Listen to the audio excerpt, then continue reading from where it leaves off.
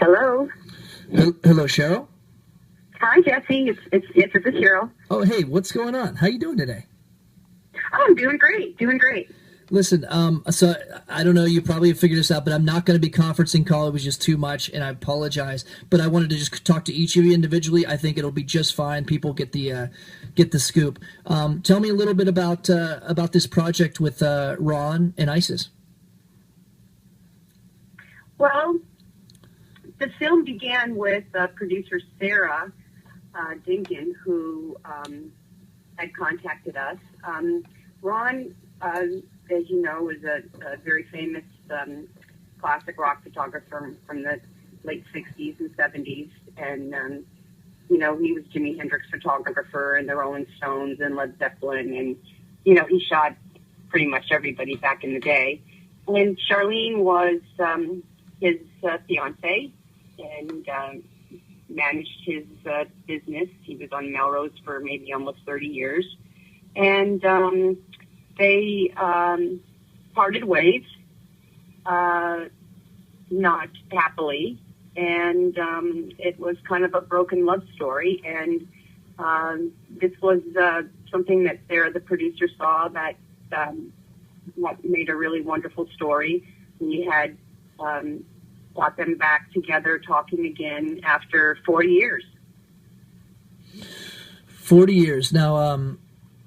They still had something there, yes, underneath it all. Like, what were their feelings about each other at that point? At 40 years, a long time. I don't know. Well, I think the situation was is that they were both very deeply in love at a very young age, and Charlene had decided to join this group called the Source Family, and it broke Ron's heart. He didn't want to go, and I think it broke both of their hearts, but, she made the decision. She left. And so I think they both carried around that loss for many, many years. And, I think they both got over it. But they spent such an amazing time together, the 3 years that they were together. I mean, shooting rock groups and just all that went into that they just had a common bond, a commonality of a lot of things that had happened in the past. And it just, this little film just sort of brought the whole thing full circle, where they got to talk to each other again and, make amends. And it's obviously, when you see the film, that, there's still a deep love there. I think that they did a really nice job of showing that. So when a young lady goes to the Source Family, I mean, back in 1970 or whenever it was, what does that entail? I mean, when you join the family, I mean, are you merely just you aren't just a waitress at the Source Family restaurant? I mean, what is that? Are you at this point one of Father Yode's like wives or just children? Like, how does that work?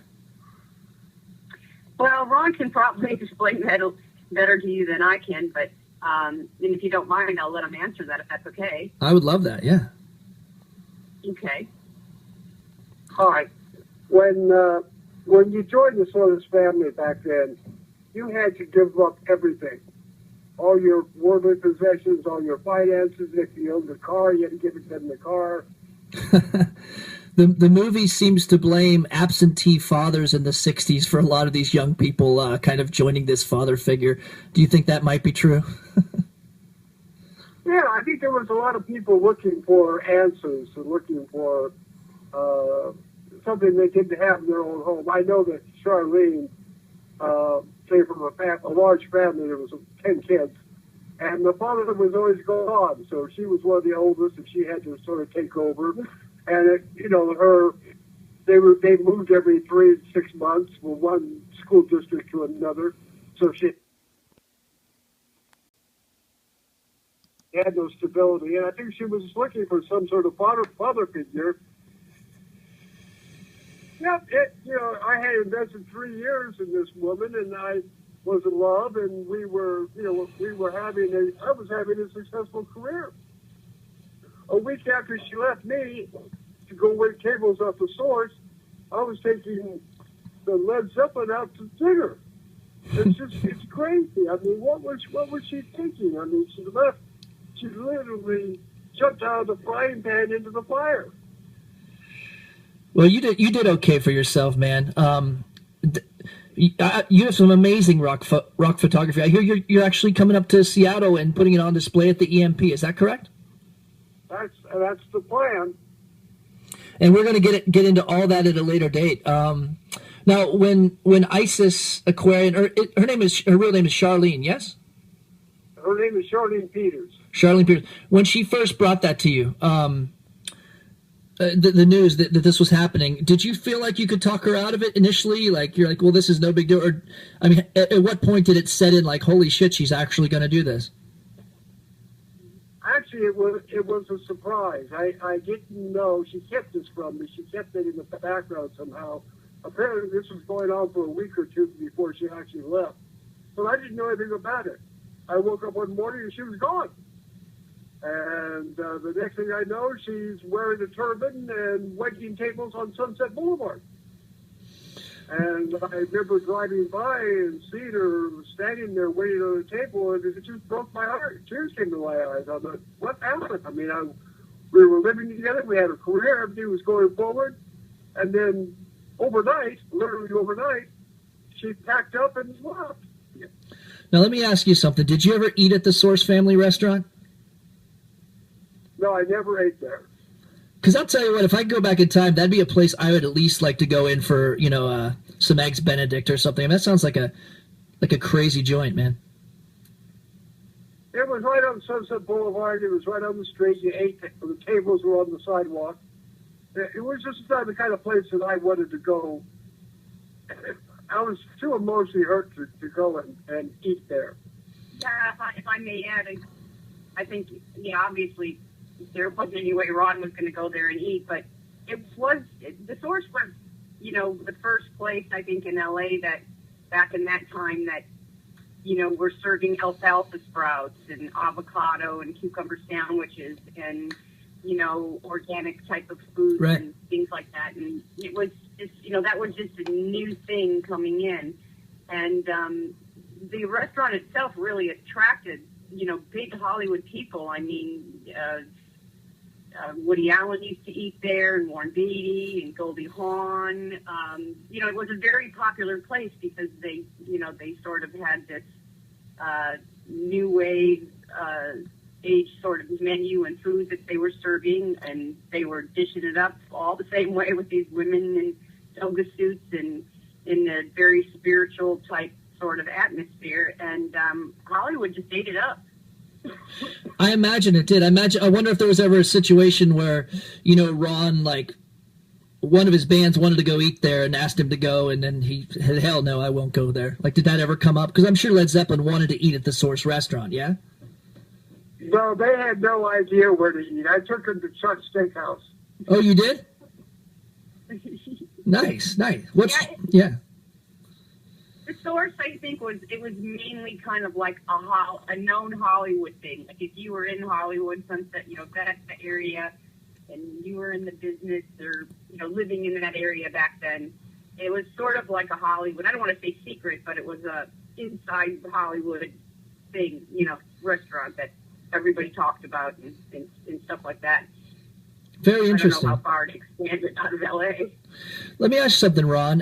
Whenever you were, or Cheryl too, either one, whoever wants to answer, it's fine. Like, whenever you were introduced to the idea of hanging out with Isis again, kind of reconnecting, initially, what were your thoughts on that? I had been in contact with her through third sources for quite some time. And it was my loyalty to Cheryl that finally convinced me to have a meeting with her and sit down and talk about it. And nothing's changed. I mean, she's persistent in her belief that this Father Yoda was somehow divinely inspired. He was just a con man, and why she will not see that even after this movie was filmed. But underneath There was a long, underneath it all, Ron, is there kind of a reservoir of affection and love? It kind of feels that way, yeah. I mean, I'm in love with what used to be, what in that particular time in history when we were fighting a war in Vietnam and the little children were, taking the planet to a different place, and the music and everything was working together for social change. There are tragedies in that. There are people who go up the deep end, who take it to the extreme. And she's part of that extreme. She took this spiritual thing. I'm very. Oh, go ahead, Cheryl. Sorry. I was just going to add, it began, there was decades went by where, they didn't speak to each other, but Charlene had always had this need and desire to want to reconnect with Ron and make peace with each other.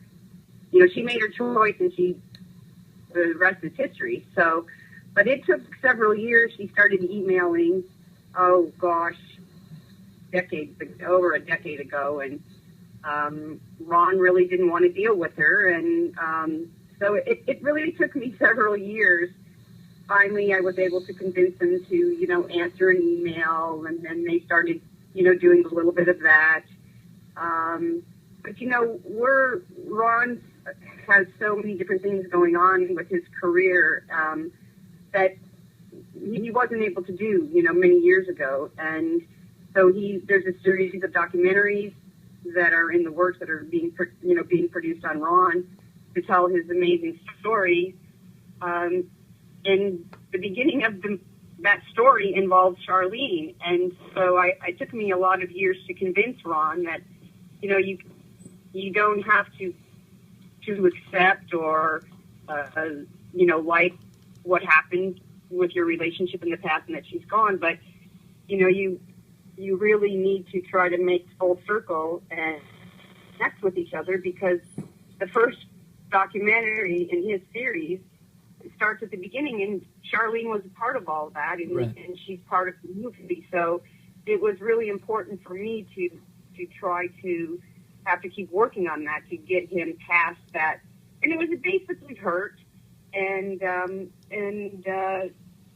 so we worked through that, and there was a documentary that was done on the Source family. Yeah, it's amazing. It traveled, right, and it was, so I took Ron up to San Francisco, and I said, you're going up to San Francisco, you're going to see this movie, you're going to see Charlene after 40-some years, and it's all going to be wonderful, and that's what we're doing. And he went kicking and screaming, but he was willing to go. And once we got there and they saw each other, Jesse, it's just hard to explain the feeling, but everything just like ended at that moment.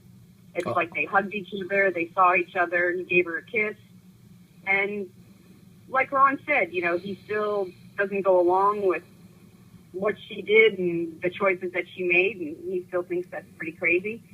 But what has resurfaced now through this rejoining and having them come back together is they've been able to spend all this time when we filmed this documentary here with Sarah. Right.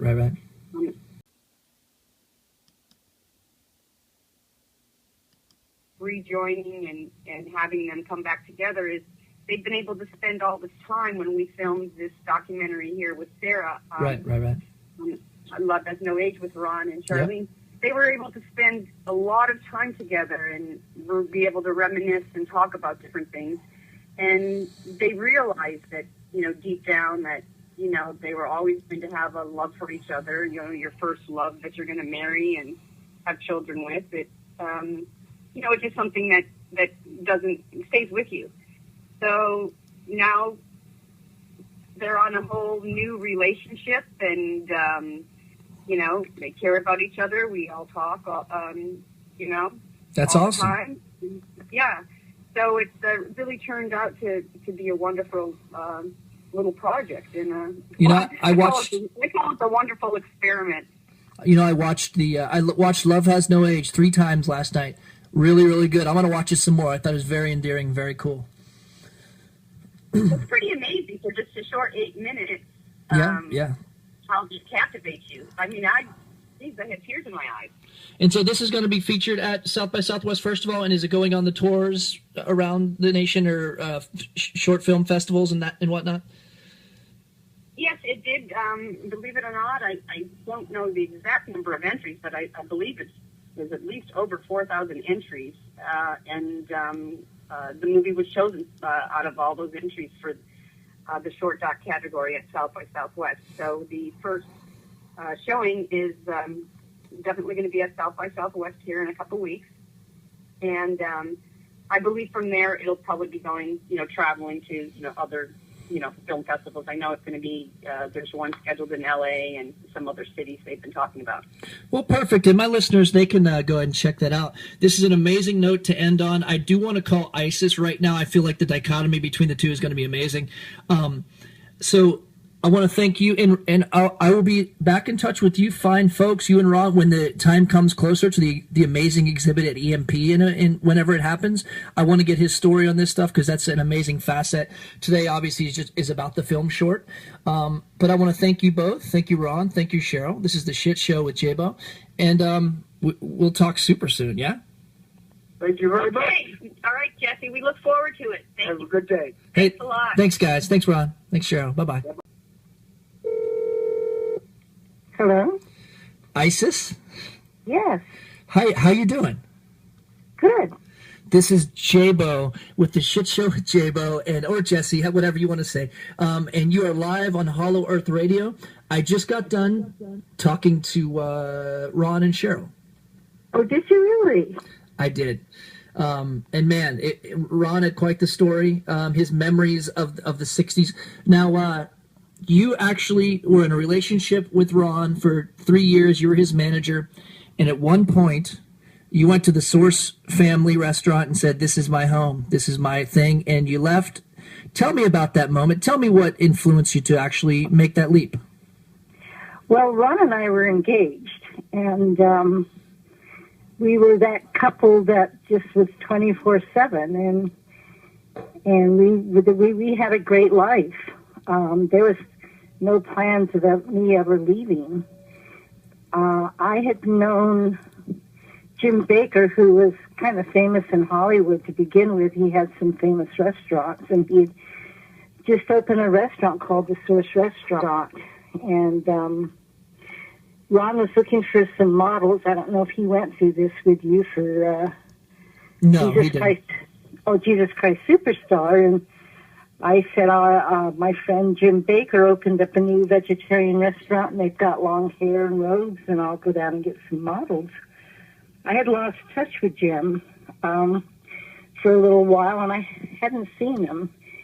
So when I went down to the Source and he came out, he was no longer Jim Baker. He looked like Moses, and he had started a little spiritual communal family called the Source family, and who ended up basically becoming the darlings of L.A. And I don't know what happened. I just stepped onto the patio, and he walked out, and some people use the word rapture, quickening, uncoded.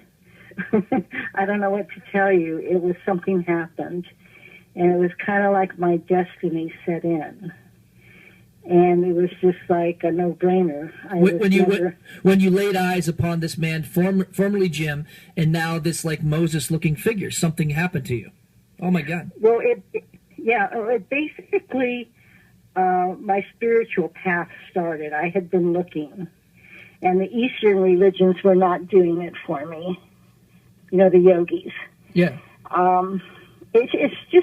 It's karma. It's destiny. I don't know what you want to call it. It was agreements that were made before we even incarnated. And that was, that's my belief. So I always thought Ron would go with me. I never intended to leave Ron, but I was not going back. I was going to be part of the Source, brotherhood, the Source family, and Ron was going to have nothing to do with it. So I walked out. I didn't look back. I didn't take anything. I just walked out and walked into a new life. And Ron was pissed. Ron was really angry, yes? Ron was beyond pissed. He was hurt. He was dumbfounded. He was pissed. He was blindsided. And he didn't speak to me for almost 40 years.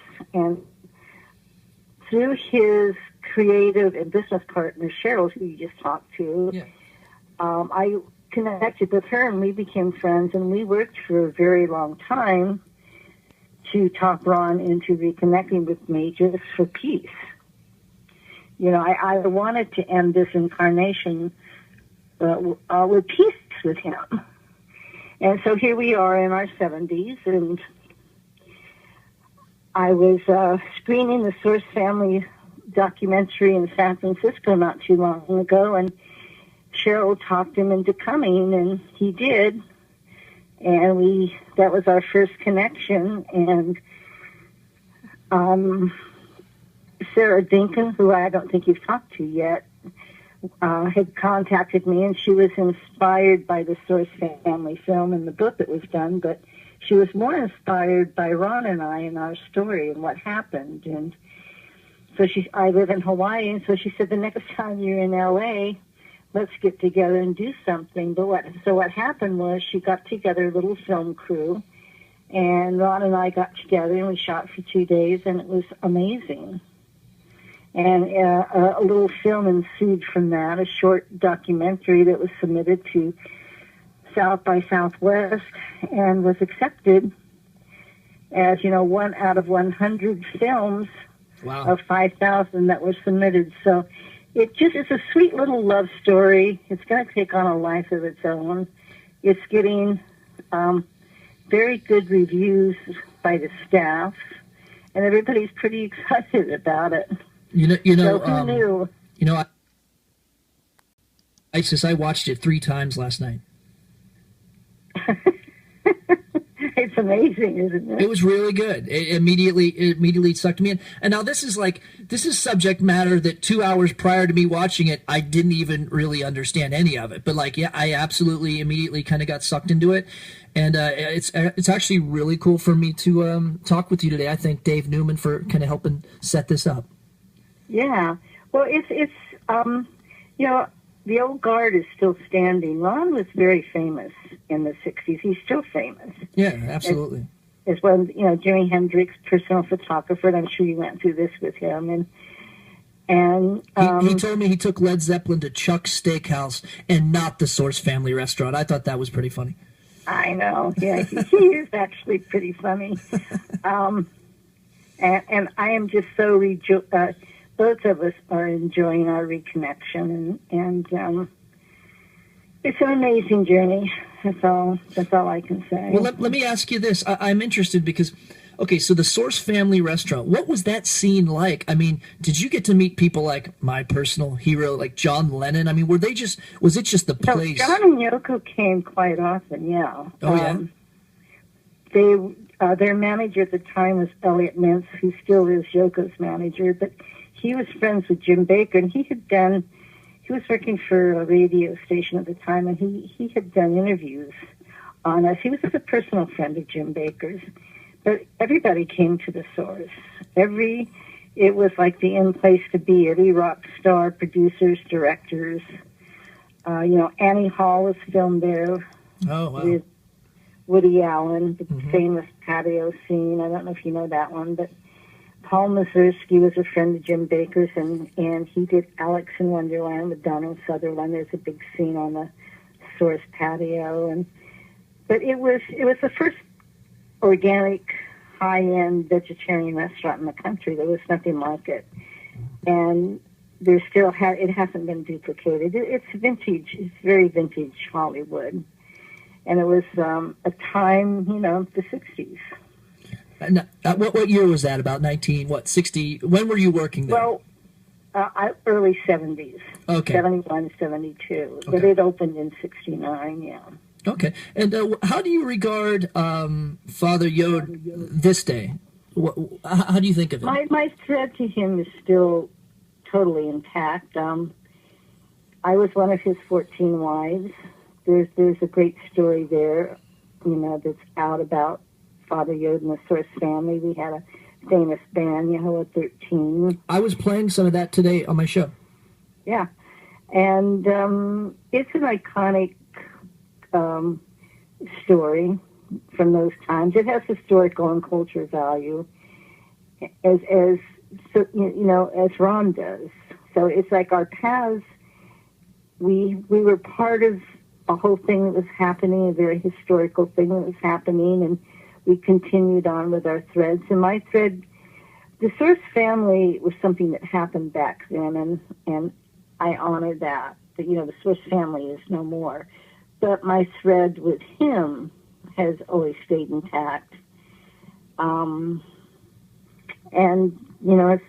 I was the archive keeper, so over the last 10, 15 years, I've been, working on books and documentaries and coffee table books and doing the whole thing with that. So my thread with that energy is very alive and well, just as it is now with Ron. So for me, it's like best of both worlds at this point. Now, Ron actually has recently taken some photographs of you nude. Is that correct? Like, you wanted to do that? Oh, yes. I could not wait for him to do my, I call them crone, my elder years. And because he used to shoot, he did beautiful nude photos. Absolutely. He was very, very artistic. And so we did, yes. We actually, Sarah did the concept of before, then and now is how that happened. A lot of photos that were shot back then, we recreated them in the now. And you posed nude with Jimi Hendrix back in the day, didn't you? No, I didn't pose nude with Jimmy. That was two other blonde girls. Oh, okay. I did a Jimi Hendrix video. Oh, what video That's how did you I met do? Ron. I don't even know what it was. That's how I met Ron. He was doing a Jimi Hendrix video. And there was, a bunch of girls supposed to be ripping his clothes off or something. And oh, right. I went out for it, and that was my first night in meeting Ron, and I just never left. That was the beginning of our relationship. Now, is that one of the projects that you recreated? That particular one with, or like, obviously you couldn't have Jimmy, but nothing like, okay. Yeah. No. This was a personal project with Ron and I, so it had to do with, I see. us then and us now. And I know Sarah doesn't want us to give away what happened at the end, so. Oh, it's a beautiful story. Too much, but yeah. And South by Southwest, March 14th. It's going to premiere. So anybody at South by Southwest, it'll be fun. Love has no age. Wow, that's really great. Well, man, story blows me away. 24 hours ago, I was like, what am I going to do about this thing tomorrow? And now I'm just like totally enthralled with it. So where do you stay at these days? How's your life now? My life is great. I live in Hawaii. Okay. I travel quite a bit. I speak and do events, and I had a book that came out and went on a circuit with that. Then we had a film come out, and I went on the circuit with that. And my life's been very full. I have a daughter and a granddaughter, and she's married, and she lives in Carolina. Oh, wow. And, my life is very, very full, and I'm extremely happy right now. And I do go to L.A. a lot. In fact, I'll be going shortly. Do you ever come to Seattle at all? Yeah, I do. Uh-huh. Oh, wow. Okay. Yeah. So did you... all over the place. I'm sorry, go ahead. No, go ahead. No, I was going to ask you moved to Hawaii. Now, was that around the same time that was that something to do with Father Yod? I know he moved to Hawaii and he ended up dying there. I lived in Hawaii since I've been 7. My dad was stationed here. He was in the Air Force. Oh, okay. And my soul has always been home for me. And throughout the years, I have always reconnected with the islands. And then the Source family did move here. We sold the Source in the 70s, and this is where we moved. So I actually live in the town where he left the body. So it has a hold on me. It has a connection. Now, were you there when he fell to his death? Yes, yeah. I was. Do you care to describe, I mean, that type of thing? Well, he went hang gliding and off of the cliffs here, and the wind stopped, and he, kind of crashed down into one of the local parks. And when we found him, there was no broken bones, no blood. He was conscious, and we took him back to the house. And 9 hours later, he left the body. He was ready to go. We'd spent about 3 weeks before he went off the cliff, deciding what we were going to do. He wanted to disperse the family, and he just kept saying he was done. So he apparently was. He wanted out. He definitely wanted him out, and it was his time to go, and he wanted to go, and that's what happened. And he just said he gave us all that he had, and it was time for everybody to go out and start their own journey. Oh, that's amazing. And that's kind of what happened. Wow. Well, Isis, I want to thank you so much for sharing your story today, and if we can help a little bit spread the word of this great story and this great Love Has No Age, this great film short. I've talked to, sorry I couldn't do conference call, but to be honest, this has probably worked out a little better. Yeah. I talked to Ron. I talked to you, and now I'm going to call Sarah, and that'll complete it. But I want to keep in touch. We're now Facebook friends, and if you have anything you want to talk about, we should talk again sometime. I'd love to, and thank you so much, and a big shout out to Hollow Earth. I've been, awesome. Dealing with Dave at Hollow Earth for years, and I always enjoy what you guys do. Well, that's great. I enjoy it. You're the type of person that kind of makes it cool around here. So by coming on and sharing your story, so I appreciate you. Well, thank you. Talk soon. All right, talk soon, Isis. Take care. Bye-bye. Dinkin? Yes. Hi, this is Jesse. This is Jaybo from the Shit Show with Jaybo on Hollow Earth Radio. You are live. Hi, Jesse. How are you? I'm pretty good. I'm just chilling. I've spoken so far. I had the back-to-back stories. I think I told you I was going to call you second, but I just had to hear Ron talk about the Source family and then Isis talk about the Source family back-to-back. As you can imagine, quite the differing perspectives. Yes, I think that's definitely a great order to go in. How you doing today? How's LA treating you? I'm wonderful. It's been raining here, which is a rarity, and today it's back to sunny California. So I have just been indulging in that at the moment. Now, the Source Family Restaurant, I know it's not still there, but is the place still there? Is it something else? It is. It's now Cabo Cantina.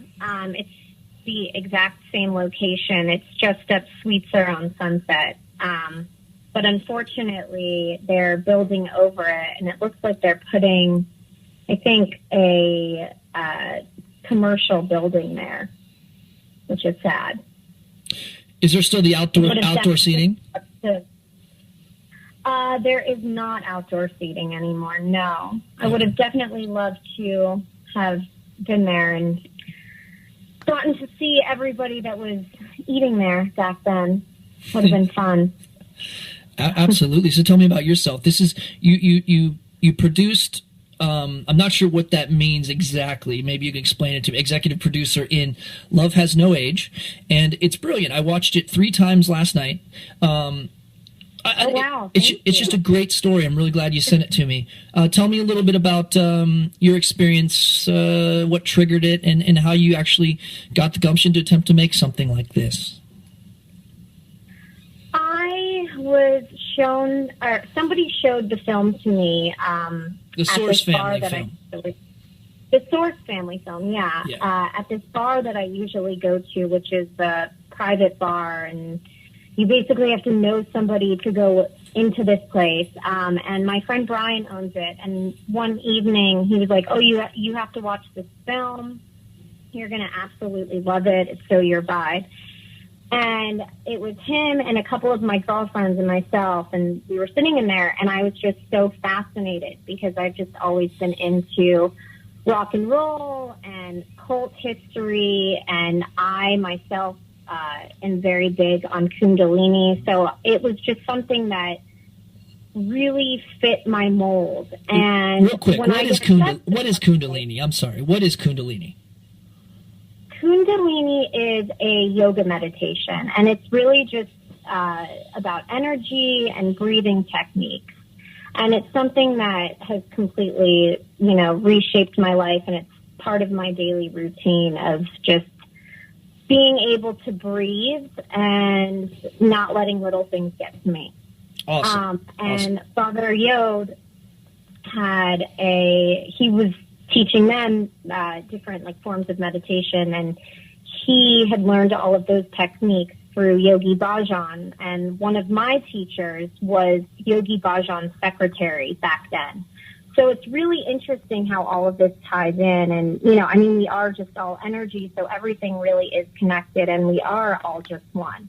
So I watched this film, and I told a few of my friends about it, and I posted a photo on Instagram for inspiration, because that's something that I do. I'll post photos that inspire me constantly throughout the day. And I posted one photo in particular, this black and white image, and it was Isis and a few of the other women that were in the family with Father Yod. And I hashtagged the Source family. And so Isis must have found me through Instagram that way. We actually haven't really went over how she found my information, but my email is attached to my Instagram, which also has my site information, and she reached out to me, and I thought it was a joke since I had spoken with my friends, and I was like, okay, someone's just messing with me at this point. But turns out we ended up connecting. We spoke on the phone for a couple of hours, and I think that our visions were just meshing together very well. Isis had told me that she wanted to shoot her Cronehood series, and I didn't even know what Cronehood meant, and she went over that with me, basically saying she wanted to shoot her Elder Goddess series, and that was so parallel with my vision because I had wanted to shoot Elder Beauty, since I felt that elder nudity was something that's not captured that well these days. Sure. That took me to, I was like, okay, well, I'm going to have to find a photographer that really impresses me, because to be honest, fashion photography is just so saturated at the moment. And so I was like, let me get back to you. I want to kind of have a think on what photographer I can use. And I rewatched the film, and I clicked in my head that Ron would be the perfect fit for a photographer for this piece. And if you've seen the Source family, you'll see that there is this unspoken love connection that just really wasn't touched upon. And I, after getting Ron involved, I realized that not only did we need to have Ron shoot this, but we needed to shoot around Ron and Isis, and they're reconnecting. Was it always going to be a film short, or was it always going to be what? Was that your intention to do a film short then, initially? I didn't know what my intention was at the moment. It really was just to get this behind the scenes creative film, but I wasn't sure if it was going to be a short film. I wasn't sure if it was going to be a movie at all. But once I started putting together a mood board and visions started coming to me, I realized that this had to be some sort of a film. That's awesome. And now you're executive producer. So you were just kind of like, you you hatch the idea, and then you kind of put all the pieces in place, right? And you just kind of make sure everything goes as directed. I mean, you had a director. Were you there the whole time? I was there the whole time.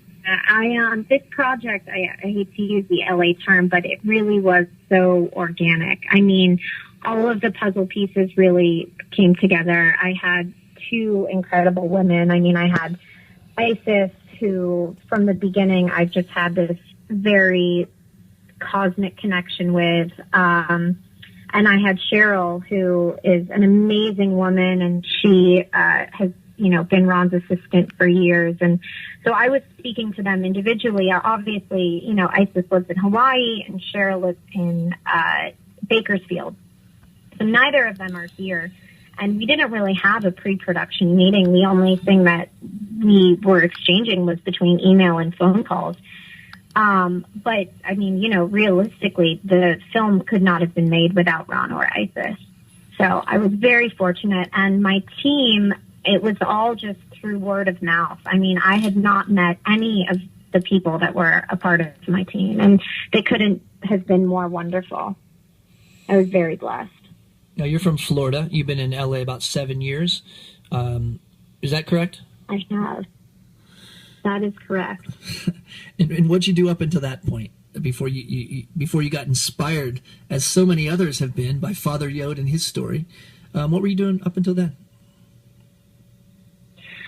I was doing up until then what I still do, which is wardrobe styling. But, I am definitely a young entrepreneur. I not only do wardrobe styling, but I also design. I've produced webisodes for my web series, Fancy Hipster TV. I have a fashion blog, but wardrobe styling really is my niche. And I work with young celebrities. I do, red carpet events, music videos, short films, and features.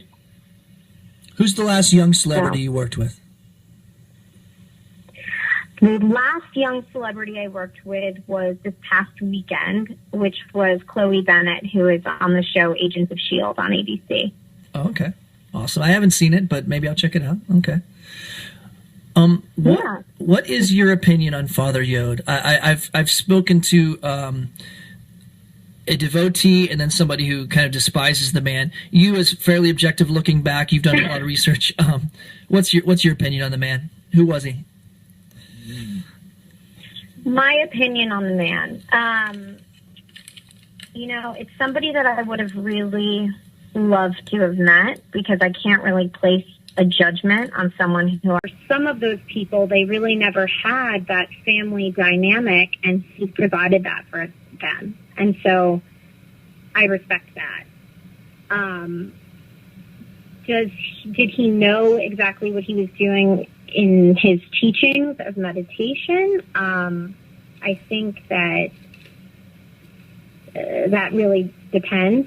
He had that restaurant because, he did that before Cafe Gratitude, before any of these vegan raw restaurants, and he really provided this healthy lifestyle and way of life back then, and that's pretty incredible. I would agree. And wow, how much charisma does a guy have to have where a woman will, or anybody will, see this man and throw away all her possessions, leave whoever she's with, and just join this family? That's incredible. Well, I'll tell you this. I've always had a thing for men with beards, so maybe that was part of it. And he wore white pretty well. Yes, he was a striking individual for sure. So where can people find out about you? Fancy Hipster is kind of your online entity, your name. They can. I'm sure they can. Yeah, it's fancyhipster.com. I apologize for the condition of my website at the moment. I'm dealing with hackers that attacked the site. But fancyhipster.com will be turning more into an editorial site, where it'll be not only fashion driven, but it'll also be lifestyle, art, and music content, because those are huge influences in my everyday life. Okay. Well, Sarah, I wanted to thank you for coming on, sharing your story. You know, once again, 24 hours ago, I was like, what's this all about? And now I'm really into this story. I'm going to think about Fancy Hipster and Yod and Isis and Ron, and it's going to be this crazy new channel of thoughts developing in my mind, and I want to thank you for your part in that. Call us Make back. sure you write it down. Write down those dreams. Yeah. No, totally. But it's crazy. Thank you so much for having us on the show. We so appreciate it. And if you can be at South by Southwest, please definitely come and check out the screening. We have 3 days there. That's in March? Is that right? It is, yeah. It's March 14th, 16th, and the 21st. Okay. I won't be able to make that, but I am going to Austin for a Levitation Festival in May, which should be really cool. Oh, wow. That's incredible. You'll have to let me know how that goes. I sure will. We'll be in touch. If you ever have any projects that I can help with, please let me know, all right? Thank you so much. Thank you, Sarah. Have a wonderful afternoon. Bye, Sophie. Bye-bye. You too. Bye. See ya. That was pretty cool, huh? Talk some shit. If anybody brings up Father Yod, I have a 15-minute conversation piece. And really, though, love has no age. It's an awesome little film, short. Sarah did amazingly well for her first, not even for her first project, just she did amazingly well. It's really good. But especially when you think about it's her first ever. Fancy Hipster is her brand. Isis Aquarian, check her out.